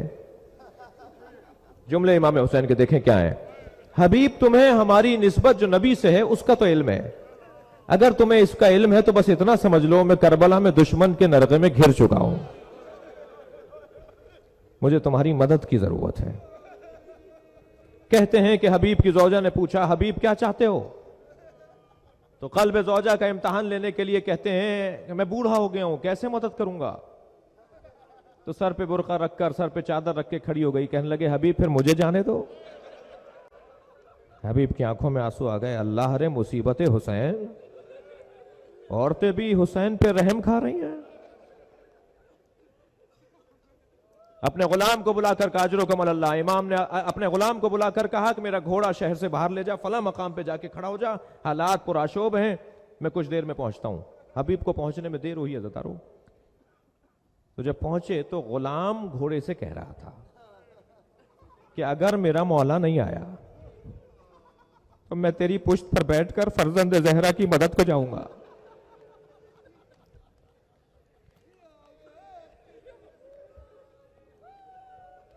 کہا جا، میں نے اسی بات پر تجھے آزاد کر دیا. پیروں میں گر کے کہتا ہے مولا اپنی خدمت کا مرحلہ تھا مجھے رکھا، اب نبی زادوں کی خدمت کا مرحلہ ہے، مجھے اپنے ساتھ لے چلیے. اپنے ساتھ گھوڑے پر بٹھا لیا، چلے ہیں کربلا کی طرف. عزیزدارو آپ نے گریہ کر لیا، مجلس ہو گئی ہے، چند منزلیں اور لے لیجئے. حبیب چلے ہیں کربلا کی طرف. جیسے ہی کربلا میں حبیب کا ورود ہوا ہے، امام نے آواز دے کر کہا عباس میرا دوست آ گیا. علی اکبر بڑھ کر استقبال کرو، تمہارا چچا آ گیا. حبیب ابن مظاہر کا تکبیروں کے ساتھ استقبال ہوا. حبیب کو لا کر بٹھایا گیا. ایک کنیز باہر آ کر حسین سے کچھ کہہ کر گئی. امام نے آگے بڑھ کر کہا حبیب تمہیں زینب نے سلام کہا ہے. آنکھوں میں آنسو آ گئے. مولا مجھے زینب نے سلام کہا ہے. زینب اتنی قریب ہو گئی. حبیب ابن مظاہر نے اپنے مولا سے اجازت لی. میدان کربلا میں حبیب کا انداز یہ ہے، ظاہراً 80 سال سے زیادہ کی عمر ہے حبیب ابن مظاہر کی. اپنی بھووں کو روکنے کے لیے رومال باندھا، کمر کو سیدھا کرنے کے لیے کمر میں پٹکا باندھا. حبیب جوانوں کی طرح گھوڑے پر بیٹھ کے گئے، اور جب جا کر گھوڑے پر بیٹھ کر اپنا تعارف کروایا تو یزیدی لشکر میں ہلچل مچ گئی. چھوٹا آدمی نہیں ہے حبیب، حسین نے بلایا ہے، صحابی پیغمبر بھی ہے، جناب حبیب مولا کائنات کے صحابی بھی ہیں، امام حسین کے اتنے قریبی ہیں، امام بلا رہے ہیں.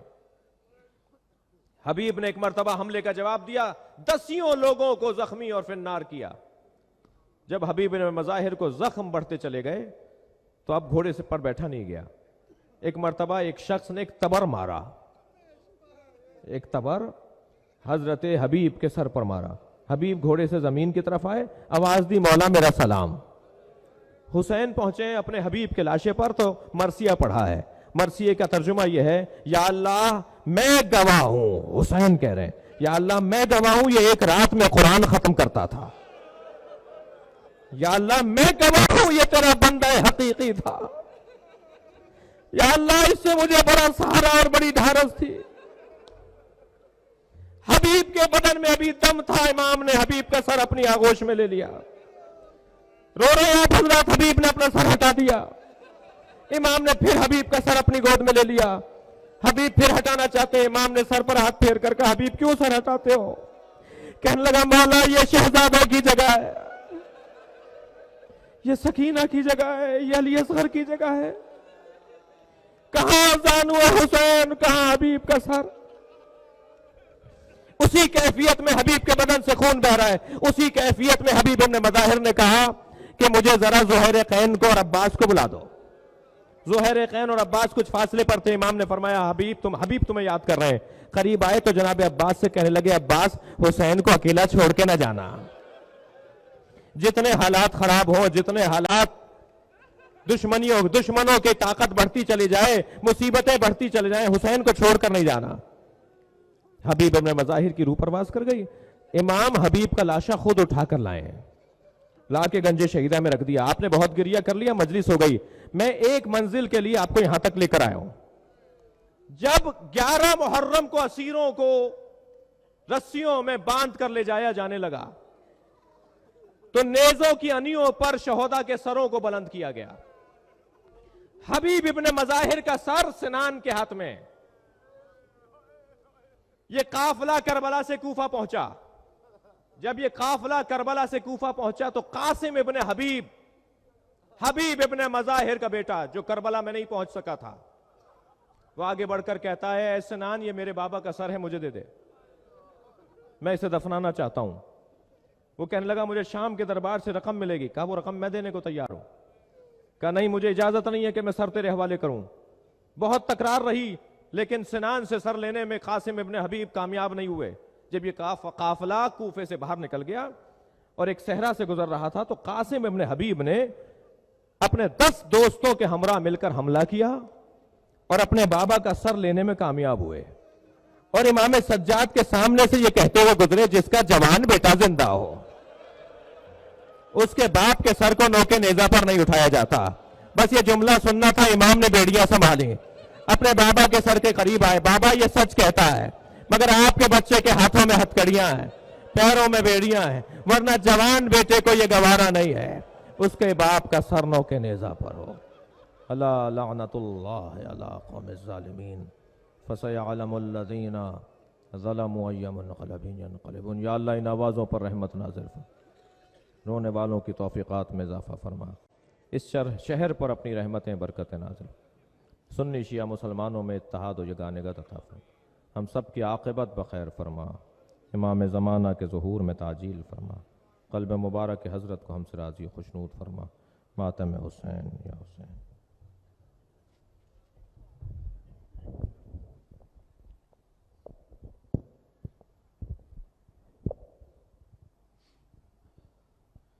متوجہ برائے دعا امام زمان. بسم اللہ الرحمن الرحیم. اللهم كل وليك الحجة ابن الحسن صلواتك عليه وعلى آبائه في هذه الساعة وفي كل ساعة وليا وحافظا وقائدا وناصرا ودليلا وعينا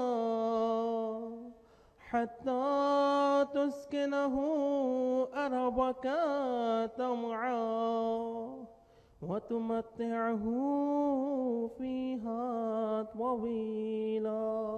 اللهم صل على محمد وآل محمد وعجل فرجهم. السلام عليك يا رسول الله، السلام عليك يا نبي الله، السلام عليك يا رحمة للعالمين، السلام عليك يا شفيع المسلمين، السلام عليكم يا أئمة البقي جميعا ورحمة الله وبركاته.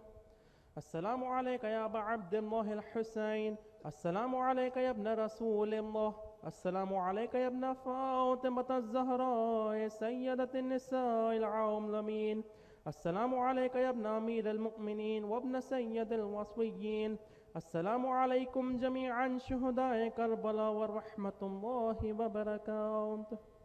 السلام عليك يا غريب الغرباء، السلام عليك يا معين الضعفاء والفقراء، السلام عليك يا معيث الشية والزوار في يوم الجزاء، السلام عليك يا أنيس النفوس، السلام عليك أيها المدفون بأرض إبتوس، السلام عليك يا سلطان العرب والعجم يا علي بن موسى الرضا ورحمة الله وبركاته.